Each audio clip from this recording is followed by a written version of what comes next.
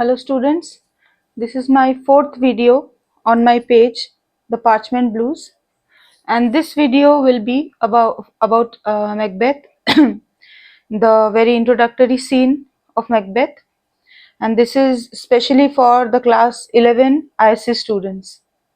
Now, as I had already told you in my previous videos, on the second video, that is Introduction to Shakespeare, you know that Shakespearean plays can be divided into four parts, and tragedy is one of the most celebrated ones among them.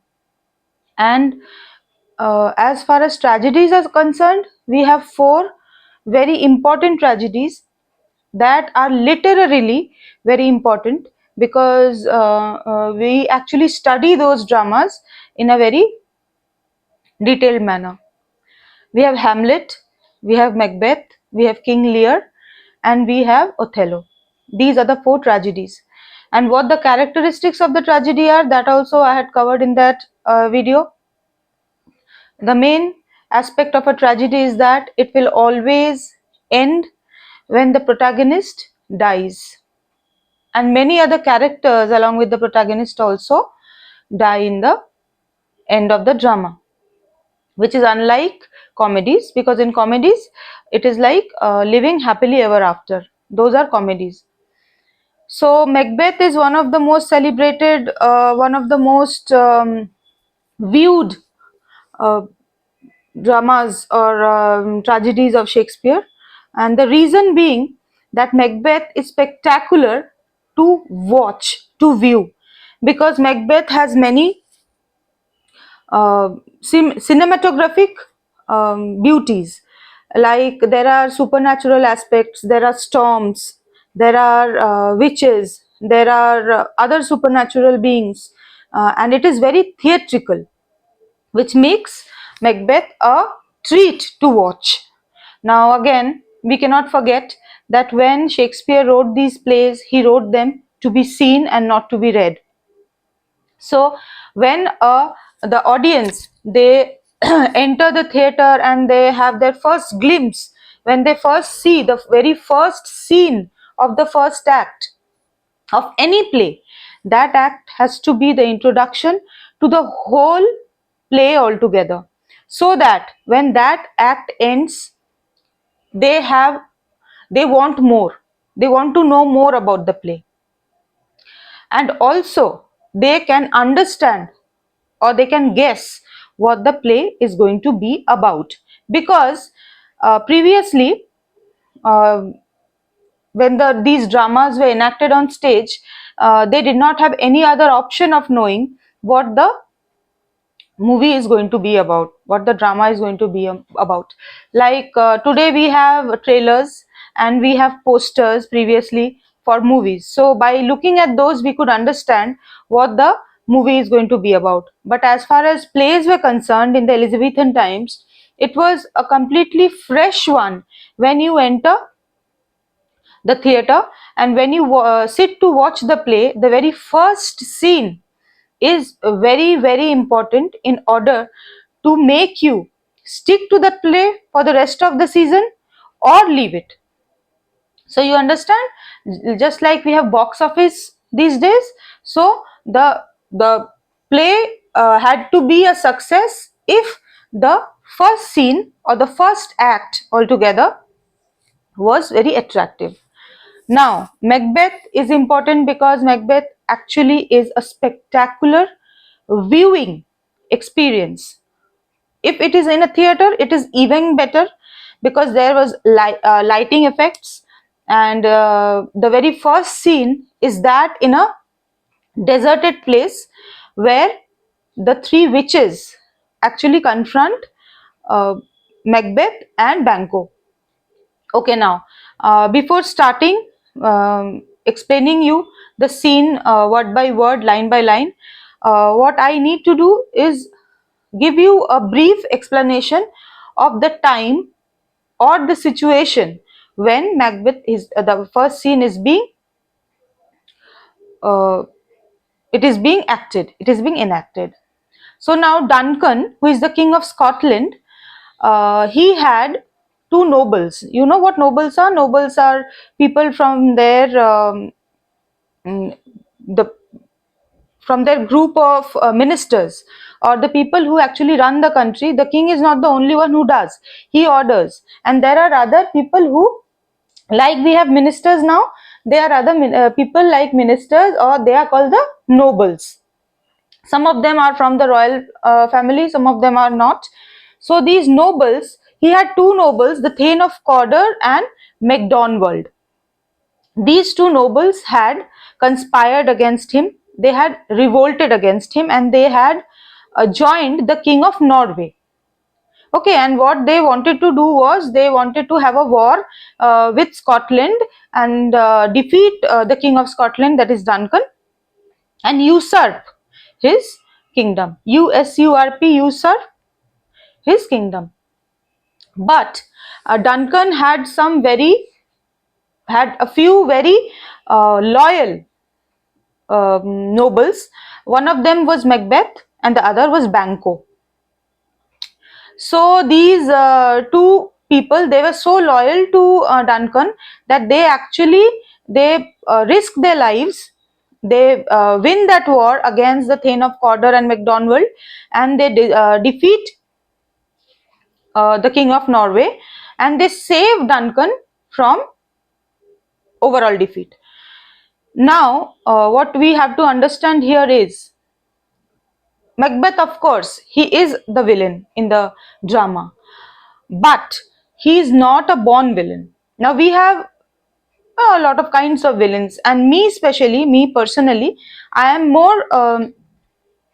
I like the villains of Shakespeare more than the heroes, because I feel they are much more colorful, and they are much more, they're very entertaining as characters. Like Shylock, we have Iago in Othello, and we have Macbeth. Now, if you people have read Merchant of Venice, you'll know that Shylock as a character was beautiful.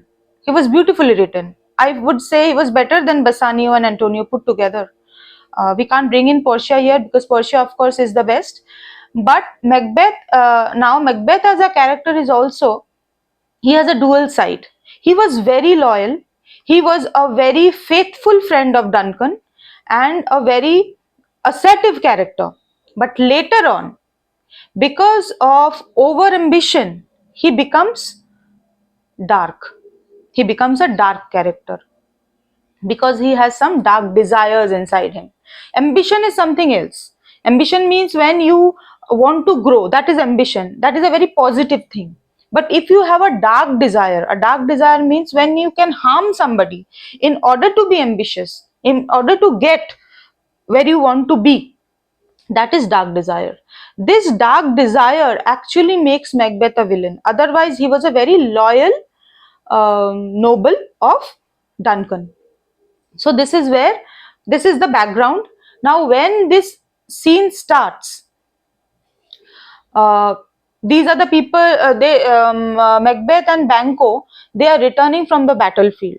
Okay, they are returning from the battlefield, and Duncan is waiting to welcome them because he is very obliged. He is gratified because these two have actually saved him from a lot of dishonor and from losing his land. Now, and Duncan is, he is actually very old. That is a very important point here. Duncan is old. He cannot fight wars himself. He has to depend on his nobles, on his ministers to fight. And what used to happen in those days, these ministers used to be deceitful. They used to cheat their king and take away his land. But Macbeth and Banquo did not do that. They actually fought for the king, and they defeated the Thane of Cawdor and MacDonald and the king of Norway. And now they are returning. While returning, now they are in a very desolate place, a desolate wasteland. Now, when you first sit to watch the play, the first scene that you see is that of a very dry, arid, desolate, lonely place. So the very feeling that you have as an audience when you're watching the drama is that of anguish, is that of fear, because once you have that fear, only then you will be able to understand the later part of the play. So now let's start with the explanation. Okay, before that, there are some themes that I think you people should jot down, or you people should at least understand. The first is dark desire, that I just explained. The second is, of course, violence, because there is going to be a lot of bloodshed in this drama. Then we have fear.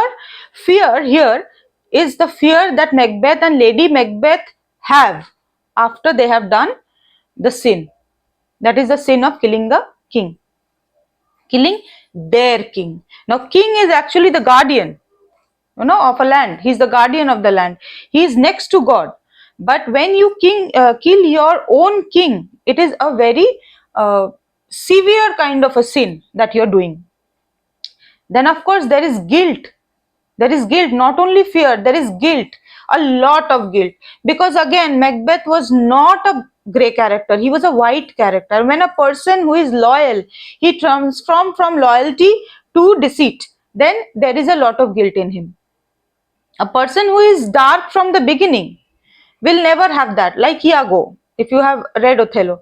But here Macbeth is different. He starts from a very peaceful and a very well personified character, and he ends to be being a murderer. So there is guilt, and there is reality and appearance, which is very important, because both these people, Macbeth and Lady Macbeth, they actually in reality what they are, they have to appear to be something else. They are here, they are actually acting, they are actually acting on stage, and in that also they are pretending to be, they are pretentious, they are pretending to be good people after killing the king. Okay, that will come later on.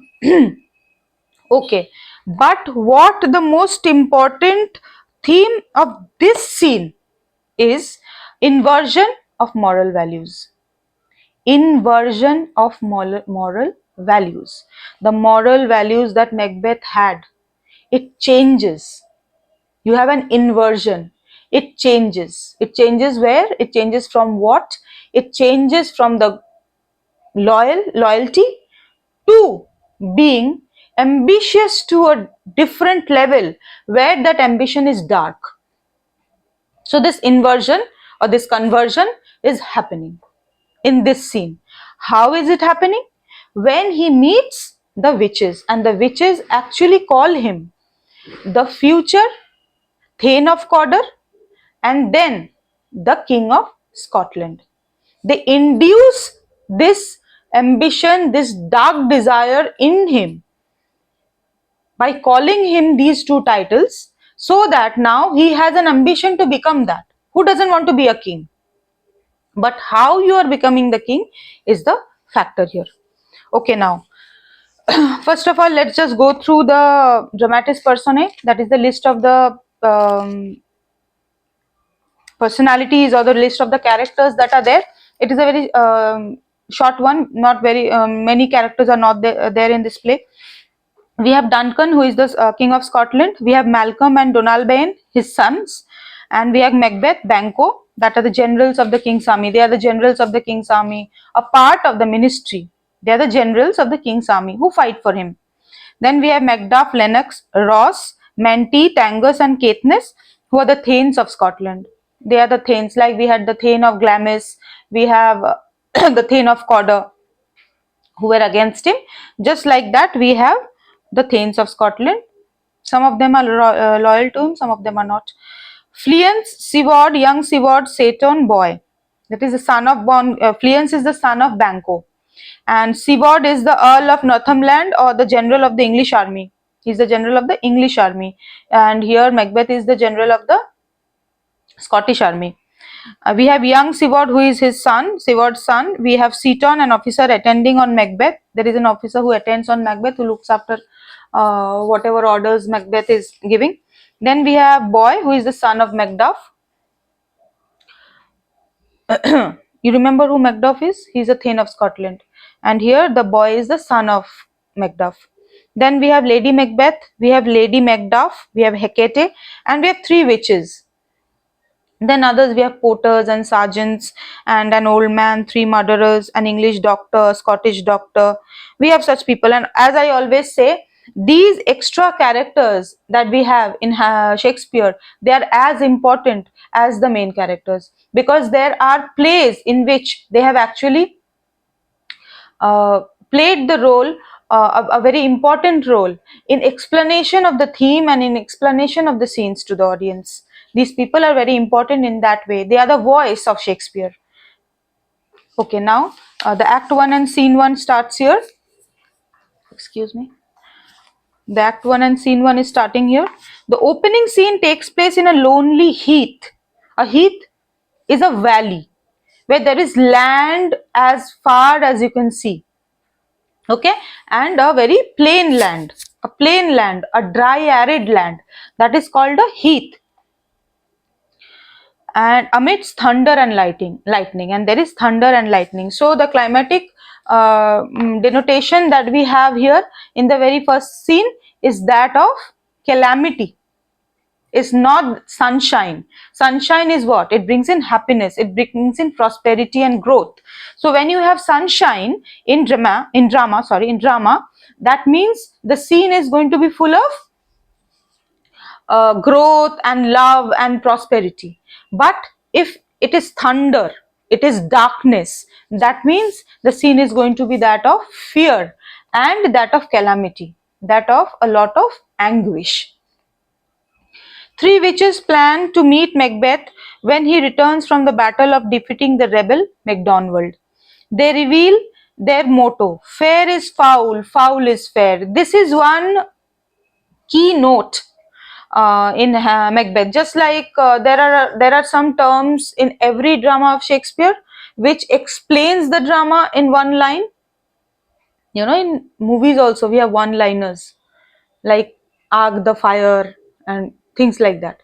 Just like that, this one, these are the one-liners, okay, which we remember the drama with. When we remember Hamlet, we think of to be or not to be. When we think of Julius Caesar, we think of et tu, Brute. So when we are thinking of Macbeth, the very first keynote is fair is foul and foul is fair. I'll explain the whole thing to you in the meantime. The opening scene introduces Macbeth, the tragic hero of the play. Very first thing. Here Macbeth is called the tragic hero of the play. He is not being called the what? Villain. He is not being called the villain. He is a protagonist and he is a hero. Because he has been a hero all his life. Only in the last few months of his life he has actually been evil and dark. So here is being called the tragic hero. Why tragic? Because he is guilty and because at the end of the play he finishes himself. That is why. The scene creates an atmosphere of mystery and horror for the action of the play. The witches as well as the thunder and lightning convey the scene of the supernatural elements at work. So we started. Scene 1, a desert heath. Thunder and lightning enter three witches. First witch, when shall we three meet again in thunder, lightning, or in rain? So they are speaking to themselves, they're talking amidst themselves. The first witch is saying, when shall the three of us meet again? Shall it be in thunder, storm, or in lightning, or in rain? They are not talking about sunshine here. They are only talking about the negative aspects of nature, only the calamities of nature. They are saying, when shall we meet again? Why? Because whenever they had met previously, they had met during calamities and they caused them. Just like that, they are going to cause a suffering in the life of Macbeth. Second witch, when the hurly-burly is done, when the battle's lost and won. The second witch is saying, when the hurly-burly is done. Here the hurly-burly is the war that is going on between the King of Norway, Macdonald, and Macbeth and Banquo. So they are saying that we'll meet once the hurly-burly or the war is done, when the battle's lost and won, when the battle is lost by one party and won by the other. Third witch, that will be year the set of sun. Here year, E-R-E, year, because you are already aware of the language that Shakespeare used to use in your 9th standard and 10th standard. I am not explaining everything. But for the children of 9th, I have to, because they are just being introduced to Shakespeare. For you know, E-R-E, year is means before. Okay, so excuse me. Here is she's saying that will be year the set of sun, that will be before the sun sets, because the war is already over. So just before the sun sets we'll meet again, because that is the time when Macbeth and Banquo are going to return from the battlefield, and we'll meet them together. So they are the third witch is actually telling the audience that the war or the hurly-burly is over. First witch, where the place, that is where are we going to meet? Upon the heath. Second witch, upon the heath, upon the barren land, upon the barren land, upon the heath. Third witch, there to meet with Macbeth, and we shall meet together to meet Macbeth. We shall be there together to meet Macbeth. First witch, I come, Grey Malkin. Grey Malkin, now Grey Malkin is is a cat. Okay, now now this word Grey Malkin needs a little bit of explanation. Of course, it's a cat and it's grey in color. Why Malkin? Malkin is another name for a scarecrow. A scarecrow. So here Malkin is diminutive of this Malkin, and this scarecrows used to look very scary. That is why they are scarecrows. They look very scary and they look very ghostly. So here the name Grey Malkin, it is a cat, and it is also familiar, F-A-M-I-L-I-A-R. This is not familiar as in same to same. Here familiar means an animal spirit. These witches, they also had the animals spirits also. Those used to bear their pets, you know. So there were jobs, errands that they used to ask those spirits, spirited animals to do. So second witch again calls, Paddock calls. Paddock is a frog. It is a toad. Paddock is calling me. So they have their own familiars. Please use this word when you write your answers. Familiar. Third witch, Anon. Anon is a harpy. It is in a Greek mythology. There was a character in Greek mythology with a face of a woman and a body of a bird. That is called a harpy, and Anon is that. That is the third witch is familiar. All. Fair is foul and foul is fair. Hover through the fog and fill the air.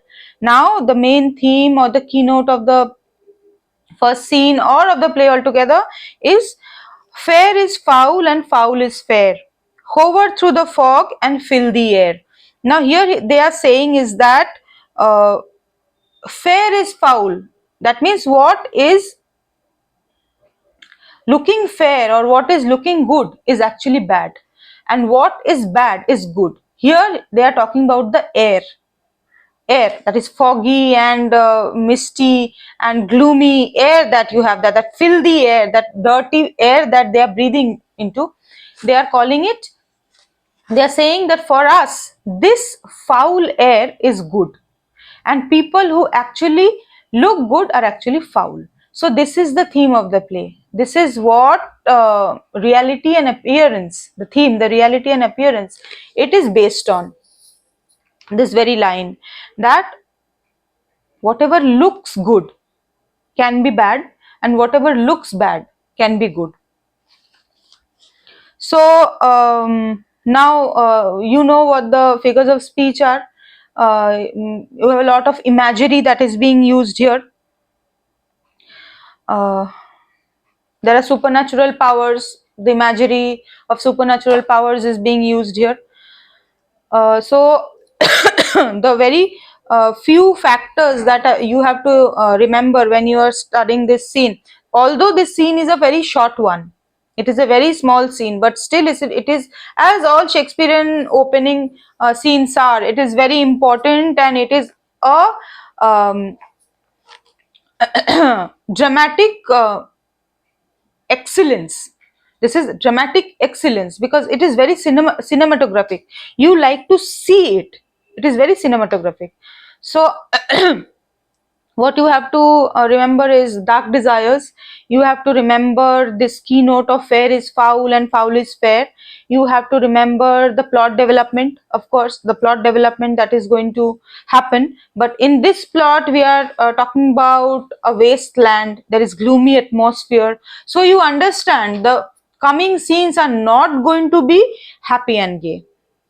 The coming scenes are going to be gloomy as well, so even gloomier. And you have to remember the three familiars that the three witches have. You have the grey malkin or the cat, you have paddock or the toad, and the third witch you have harpy. So that is that.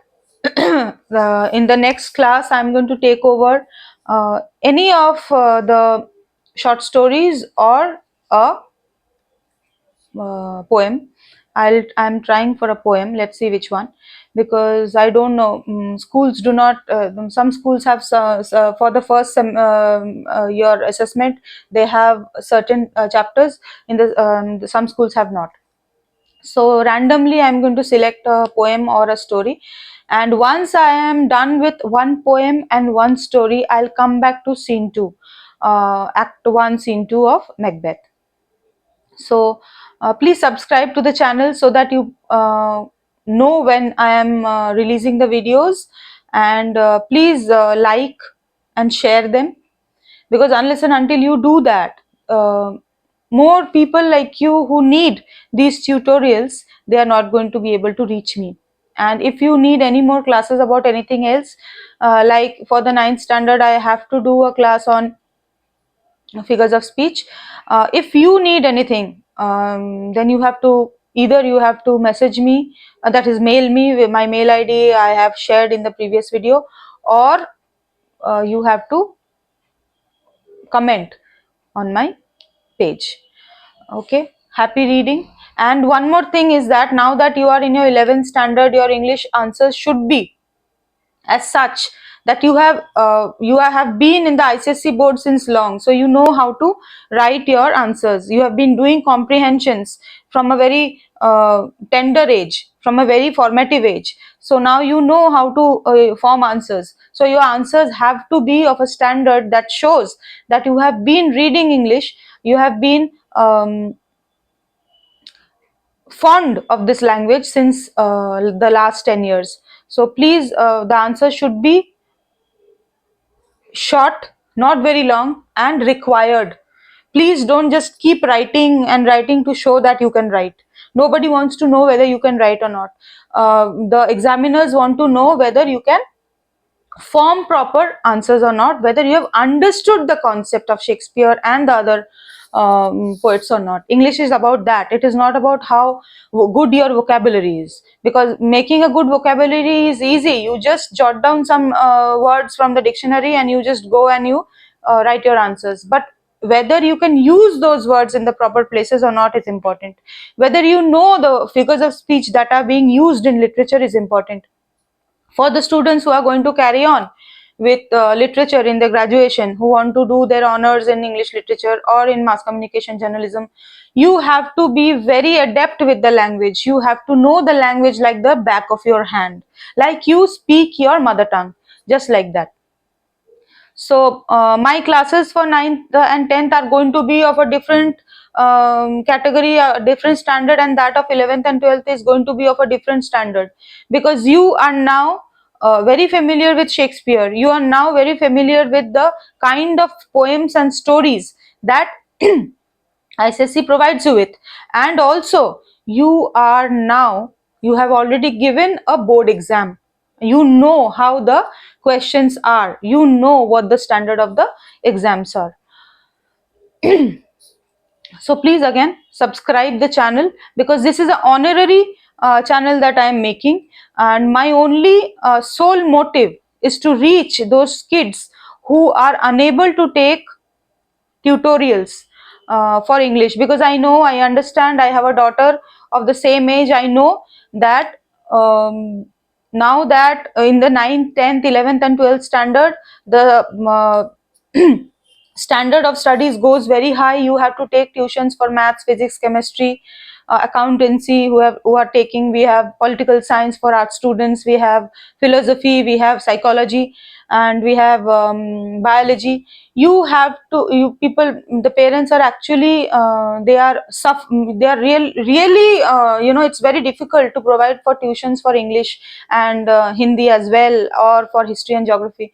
So if you subscribe, if you share with your friends, it's going to be easy for them also. And I'm going to continue for the next 2 years, till you are in your 12th standard and you give your boards. I don't know after that what I'm going to do till then, so that you benefit from these videos. And if these are my first experience of sharing videos, okay, I have been teaching, but I have taught children. I have had an interactive class. This is a one-way communication, so it is very new to me, this concept of teaching to the camera.